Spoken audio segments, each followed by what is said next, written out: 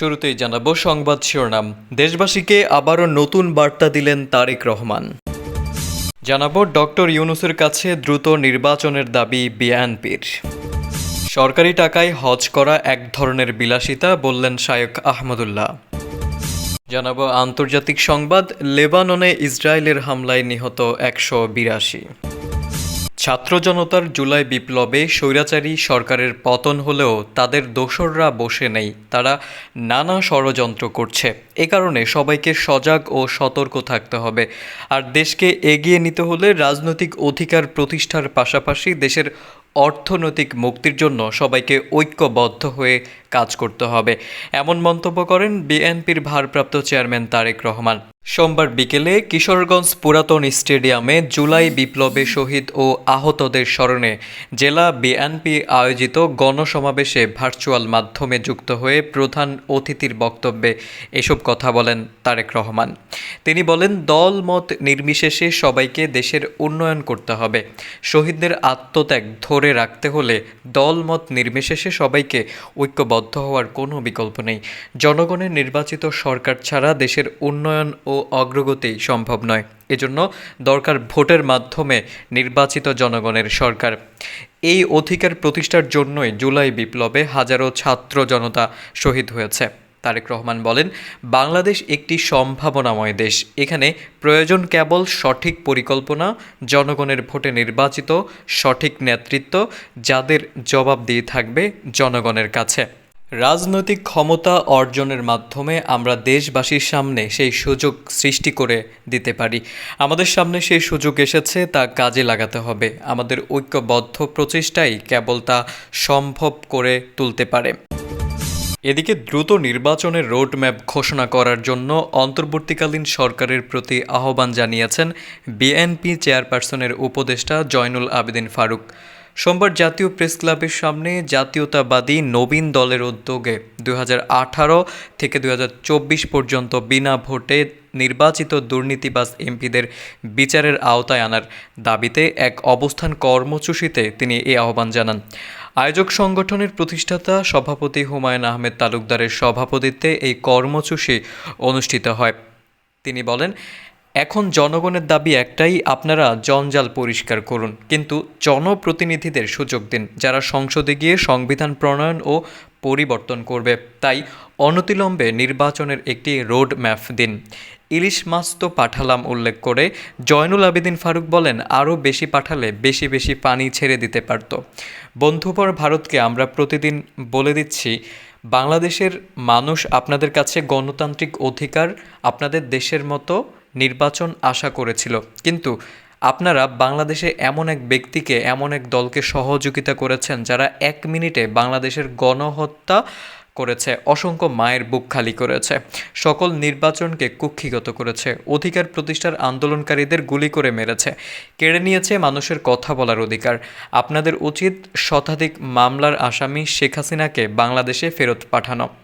এখনও আবু সাঈদ, খোকন ও মুগ্ধর রক্তের গন্ধ নাক থেকে যায়নি উল্লেখ করে তিনি বলেন, এরই মধ্যে আওয়ামী লীগের দুঃসহচর আমাদের প্রিয় খাগড়াছড়ি রাঙ্গামাটিকে অস্থিতিশীল করার ষড়যন্ত্রে লিপ্ত। তাই ভারতকে বাংলাদেশের মানুষ বিশ্বাস করতে পারে না।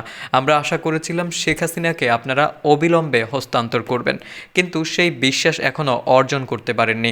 যদি বাংলাদেশ ও মানুষকে ভালোবাসেন, তাহলে আপনাদের উচিত বাংলাদেশে যারা এখন ভারতে আশ্রয় নিয়েছে তাদের এক এক করে হস্তান্তর করা। এদিকে সরকারি টাকায় হজ করা এক ধরনের বিলাসিতা বলে মন্তব্য করেছেন সময়ের আলোচিত ও জনপ্রিয় আলেম এবং আসসুন্নাহ ফাউন্ডেশনের চেয়ারম্যান শায়খ আহমদুল্লাহ। সোমবার তার ভেরিফাইড ফেসবুকে এমন মন্তব্য করেন তিনি। পাঠকের জন্য তার স্ট্যাটাসটি হুবহু তুলে ধরা হলো।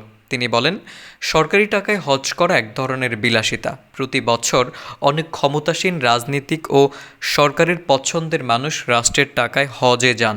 এটা শরঈ এবং নৈতিক কোনো দিক থেকেই সিদ্ধ নয়। এতে একদিকে যেমন দেশের টাকার অসৎ ব্যবহার, পাশাপাশি এইসব লোকদের পেছনে হজ অফিসকে বাড়তি মনোযোগ দিতে হয় এবং ব্যস্ত থাকতে হয়। এর ফলে সাধারণ হাজিরা তাদের যথাযথ সেবা ও অধিকার থেকে বঞ্চিত হন। সরকারি টাকা মানে জনগণের টাকা। জনগণ তো কাউকে হজের জন্য টাকা দেয় না। একজন প্রভাবশালী ব্যক্তি জনগণের টাকায় হজ করছেন, এর মধ্যে কোনো গৌরব নেই, আছে প্রচ্ছন্ন লাঞ্ছনা। অতএব এই প্রথা চিরতরে বন্ধ হওয়া উচিত। তবে হ্যাঁ, সরকারের তরফ থেকে নিয়োজিত ডাক্তার, হজ গাইড ও অন্যান্য হজ সংশ্লিষ্ট দায়িত্বশীলদের কথা ভিন্ন। এদিকে ইসরায়েলের বিমান হামলায় লেবাননে এ পর্যন্ত নিহত হয়েছেন 182 জন এবং আহত হয়েছেন আরও 727 জন। আহতদের মধ্যে অনেকের অবস্থা আশঙ্কাজনক। সোমবার স্থানীয় সময় 1:49 এক বিজ্ঞপ্তিতে এ তথ্য নিশ্চিত করেছে লেবাননের স্বাস্থ্য মন্ত্রণালয়। বিবৃতিতে আরও বলা হয়েছে, হামলায় হতাহতদের মধ্যে প্রাপ্তবয়স্ক পুরুষদের পাশাপাশি যথেষ্ট সংখ্যক নারী, শিশু এবং প্যারামেডিক্স কর্মীও রয়েছেন। নিহতদের অধিকাংশই বেসামরিক। সোমবার স্থানীয় সময় সকালের পরপর লেবাননের দক্ষিণাঞ্চলীয় কয়েকটি শহর ও গ্রামে ব্যাপক আকারে বিমান হামলা চালিয়েছে ইসরায়েলের সামরিক বাহিনী। বিবিসির একজন প্রতিনিধি জানিয়েছেন, লেবাননের দক্ষিণাঞ্চলের ইসরায়েলি বিমান থেকে শত শত স্থাপনায় হামলা চালানো হয়েছে।